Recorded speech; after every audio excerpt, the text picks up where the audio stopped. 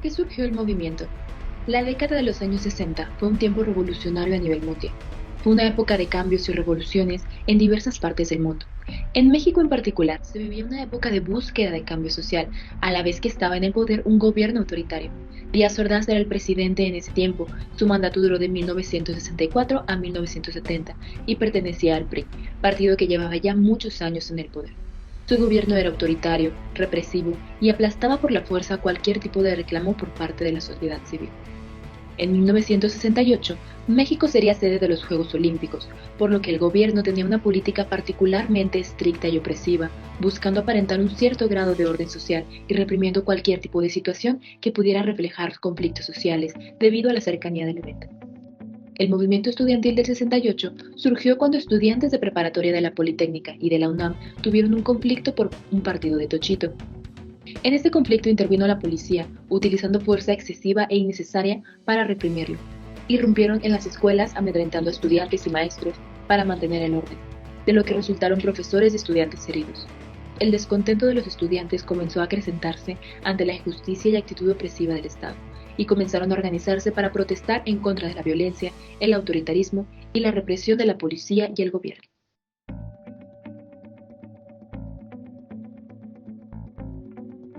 La protesta de los estudiantes tuvo una agenda volcada de manera directa al ejercicio de libertades políticas y civiles básicas, ya que los estudiantes exigían respetar tres derechos constitucionales: el derecho de reunión, el derecho de manifestación y el derecho a la petición a la autoridad, así como reactivar una práctica ajena al autoritarismo mexicano que se vivía en esa época, la rendición de cuentas por actos de gobierno.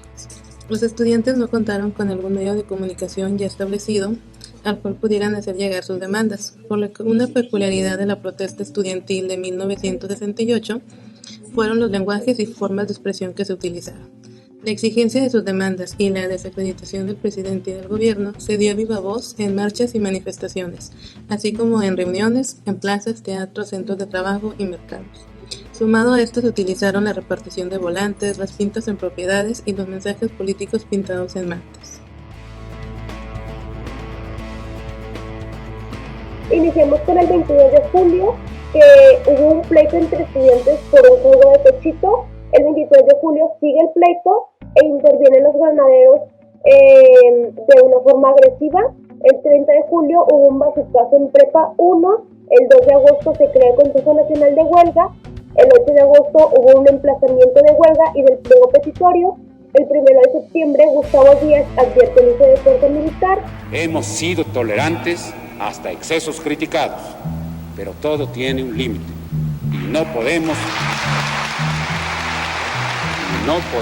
permitir ya que se siga quebrantando irremisiblemente el orden jurídico como a los ojos de todo mundo ha venido sucediendo. El 13 de septiembre, una marcha del silencio. El 18 de septiembre, asalto militar a Ciudad Universitaria.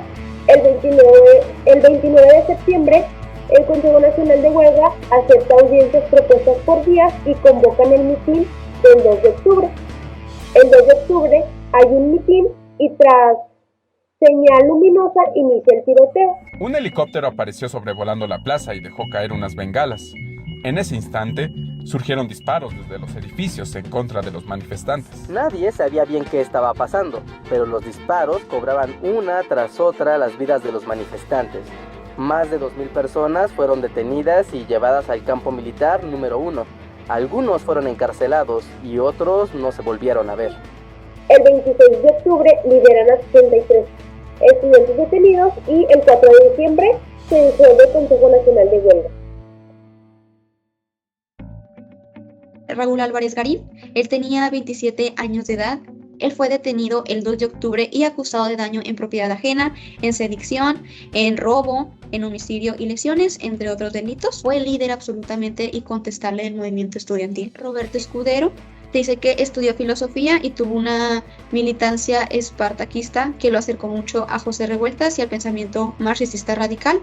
Así que enfrentó el derrumbe del CNH y el levantamiento de la huelga. Junto con Gerardo Estrada, redactó el manifiesto a la Nación del 2 de octubre, con el cual se puso fin a la huelga estudiantil el día 17 de ese mismo mes. Él murió en septiembre del 2016.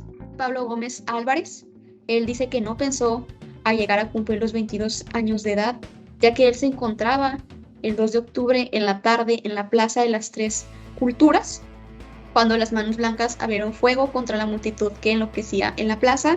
Él se encontraba tirado en el suelo cuando lo agarraron los agentes. Entonces él permaneció más de 2 años en el penal de Lecumberri. Él, al salir de la cárcel, ingresó en el comité central y más tarde fue el líder nacional de PSUM. Fue miembro del Consejo Nacional del PRD y hoy es diputado federal por Morena.